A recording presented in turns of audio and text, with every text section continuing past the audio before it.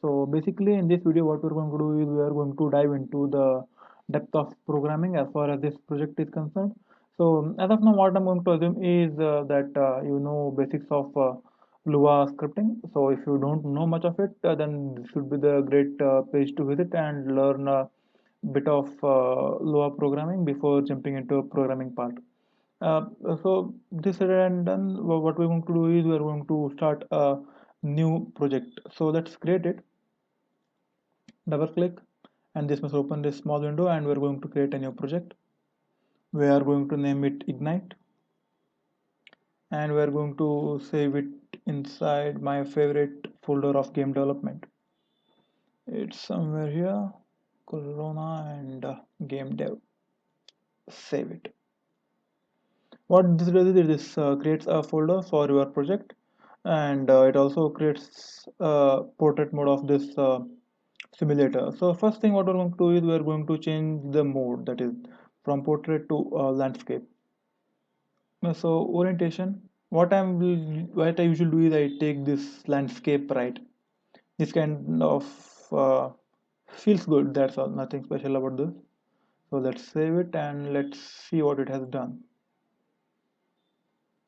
In the simulator, there must be a small pop-up, and we will click relaunch simulator.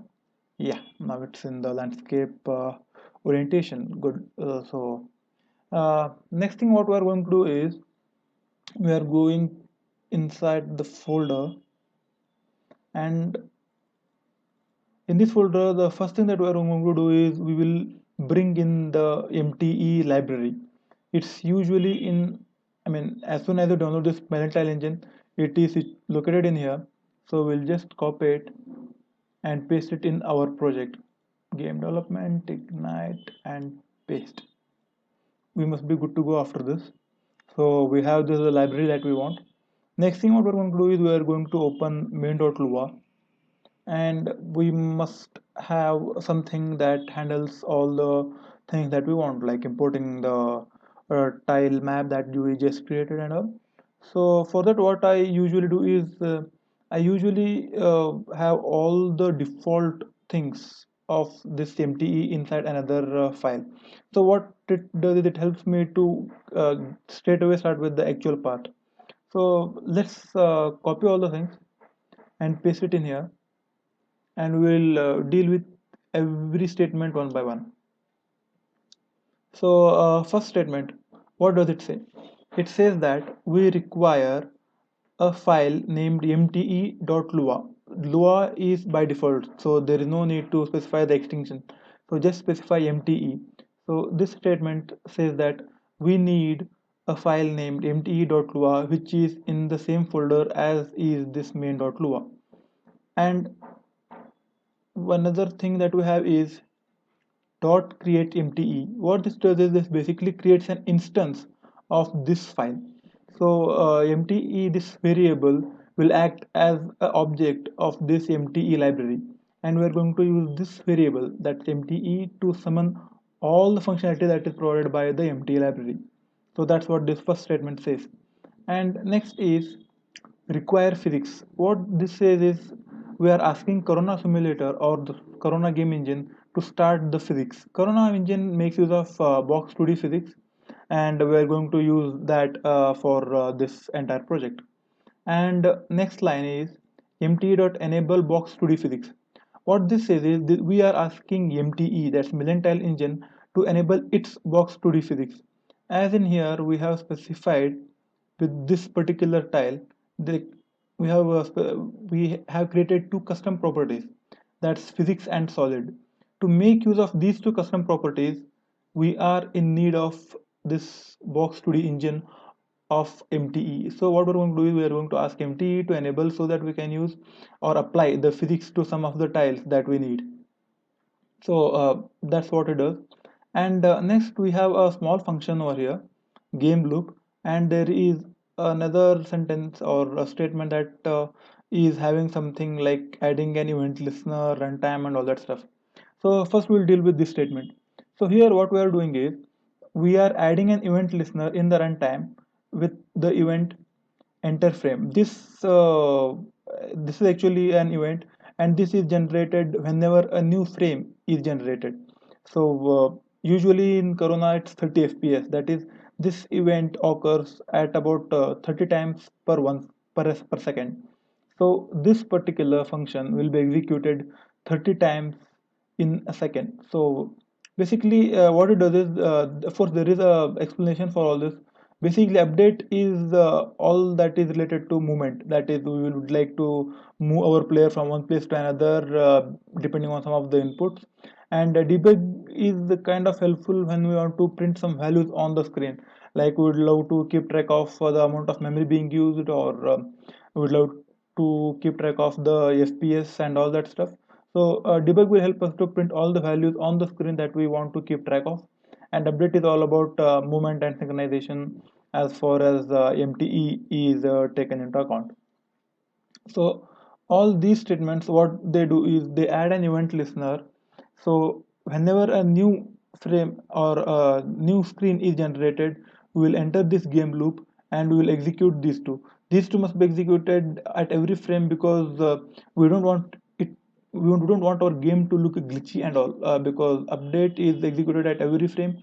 The moments are pretty smooth, and the player will feel like it is actually responding to what they are providing, or with their interaction they are moving the player and all that stuff. So this is basically what we are going to uh, do with all these the basic functionalities. Next thing what we want to do is we want to load the map now. So let's with this, let's see what is going on with the simulator here. Just open the simulator and relaunch it. There is an error. Well, attempt to index of failure.